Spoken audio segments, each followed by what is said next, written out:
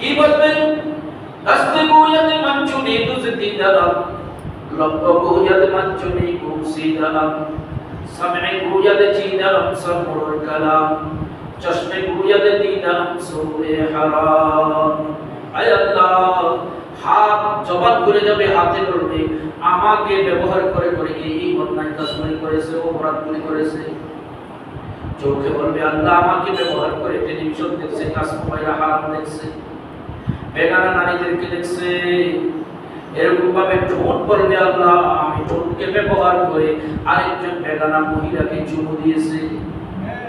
এরকম করে করে প্রত্যেকটা অঙ্গ প্রত্যঙ্গ আমার বিরুদ্ধে সাক্ষী দিয়া আল্লাহর দরবারে আমাকে আসামি বানায়া দিবে। জন্য আমাদেরকে সতর্ক হওয়া দরকার। আমরা মানুষ। উজারে ফিশাবুজুর মুবারক করিম সাহেব রহমাতুল্লাহ আলাইহি দেখছেন না অনেকে? মুবারক করিম সাহেব ফিশাবুজুরকে উজরে বলতেন মুশ, মুশের নাম মানুষ বলতেন না কথা?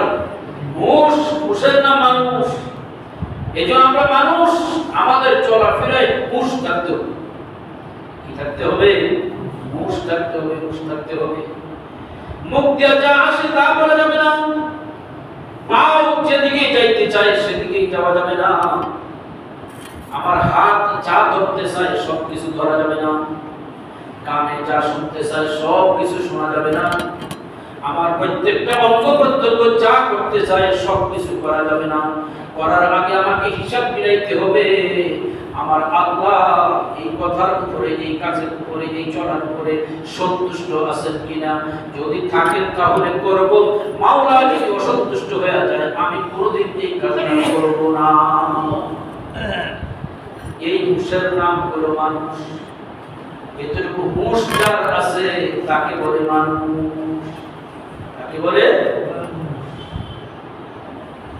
এজন্য আল্লাহ রব্বুল আলামিন বলেন আমি জানি তোমরা যা কিছু প্রকাশ্যে করো, যা কিছু গোপনীয় করো সব আমি আল্লাহ জানি। অতএব ও ফেরেশতারা, তোমরা বলেছিলে মানুষ বানাইতাম না, আমি আল্লাহ বানাইছি। আমার প্রতিনিধি, আমার খলিফা, আমার রাজত্ব দুনিয়ার জমিনে কায়েম করবে। আমি তাদেরকে বানাইছি, ইলম দিয়েছি, তোমাদের উপরে মর্যাদা দিয়েছি।